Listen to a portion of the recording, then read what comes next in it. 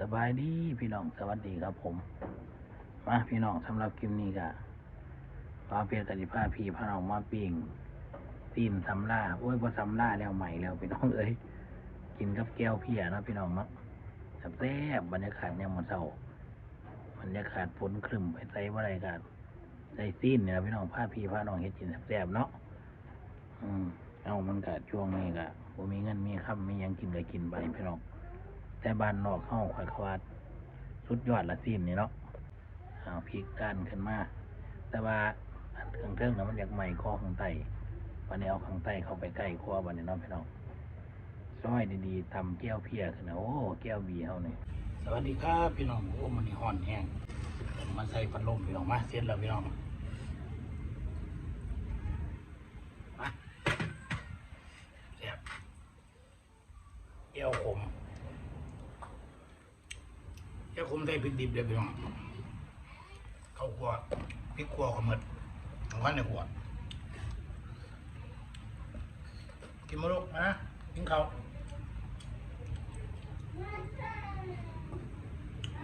น้ำมันเชี่ยบ่อนกระเบาเผ็ดลบสไลเลยนอนดึกพี่น้องมาเลยมาสวยนะเด้อพี่น้องผ่านเบิ้งบ่อนเพิ่ขึ้น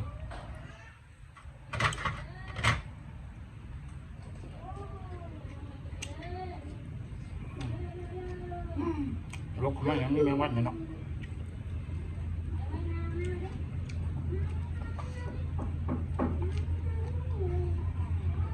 สำลาดแบบจะมาเกือบใหม่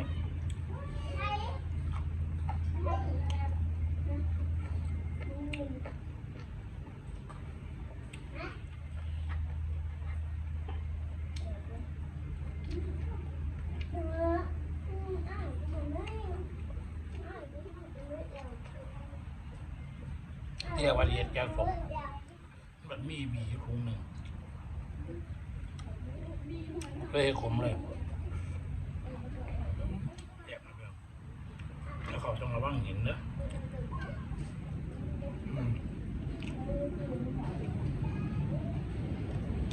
เดี๋ยวเขาแตกงานอาทิตย์นี้ทั้งอาทิตย์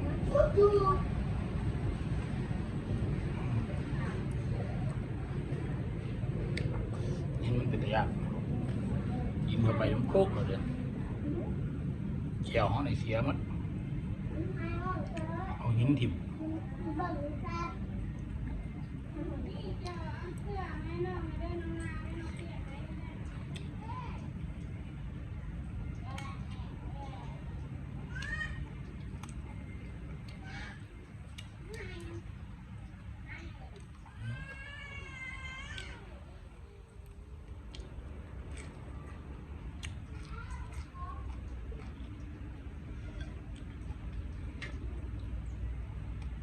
ปิ้งชุกแล้วมันหยาบ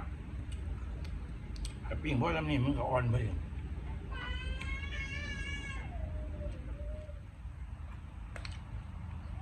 มานะกินข้าว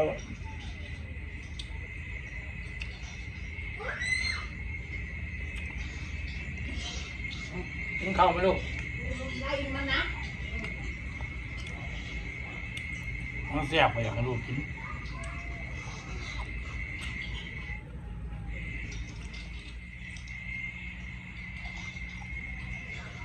ทางนี้ยำพวกอะไรเก็บเจอยำ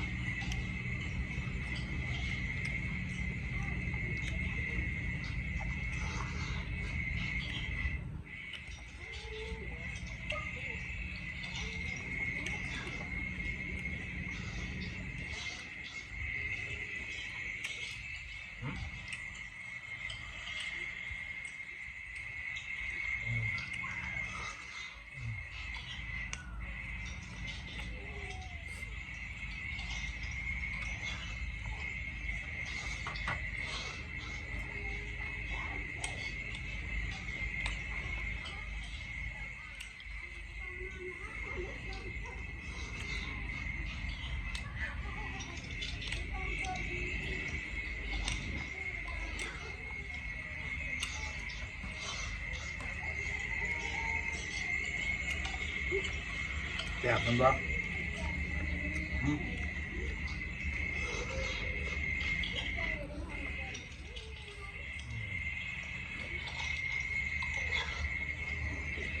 เบิ่งคลิปเขากินโชว์นะเบิ่งคลิปตุ้มเกาหลีเขากินโชว์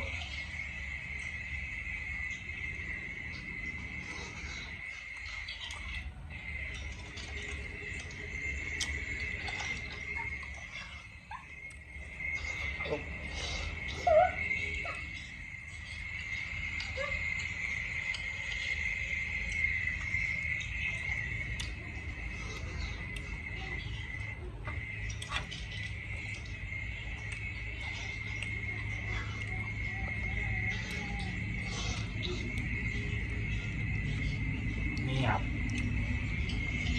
ด้วยครับ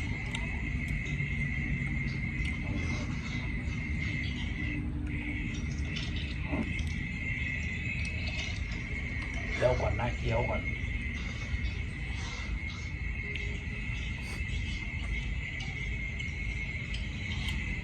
ยำแล้วครั้งนี้แล้วก็มีเปลี่ยนยำเนี่ยแล้วก็จะปวดกล้ามนะเมียกล้าม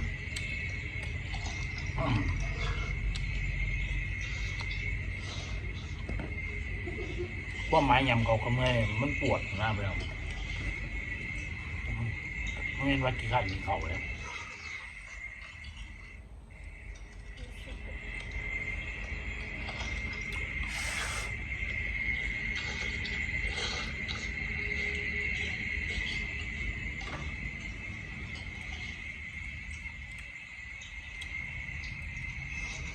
ทีนั้นแรกก็แท้ก็เป็นปิ้งสิ้นครับ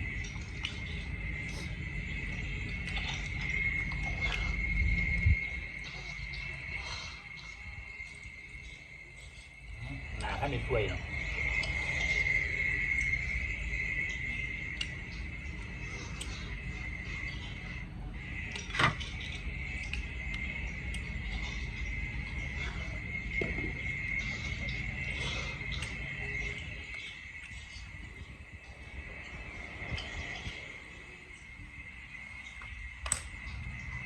เอากันหนึ่งไหม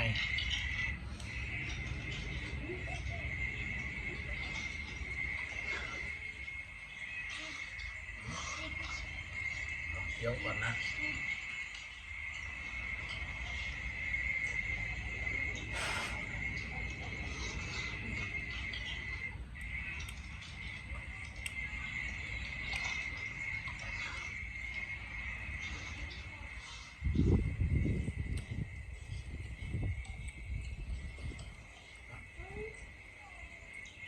เอาลูกเอาระวังไม่หลุด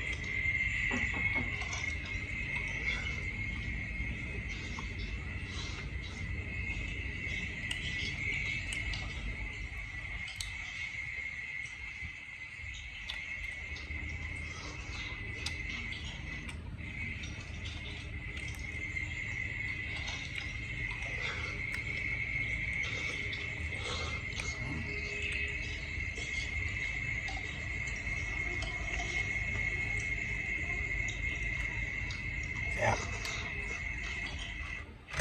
ว่าจะเป็นจับ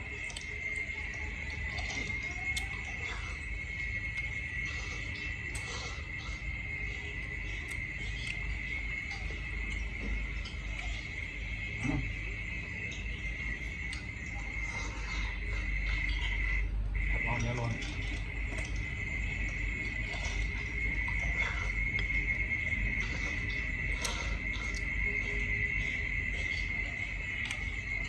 เกือบจะเกลี่ยครับเฮ้ยถือกินอย่างอื่น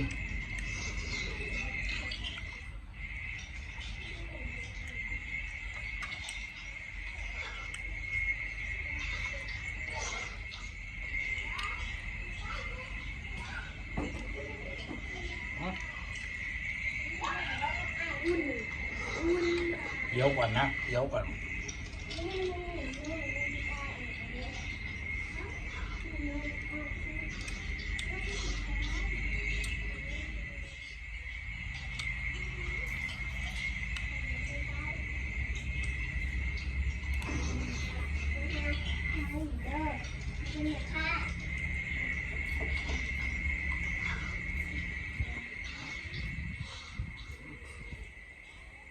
เดี๋ยวก่อน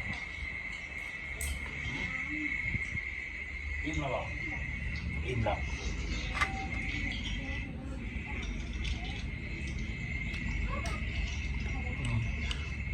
กินหลายคำเถอะ อย่าไปอย่าไปอย่าไปอย่าไป ไอ้กิเลสเนี่ย อย่าไป เข้าวันเลยแบบเดียวไปกิเลสอะไรเก็บไว้ขายเงี้ยไม่ยึด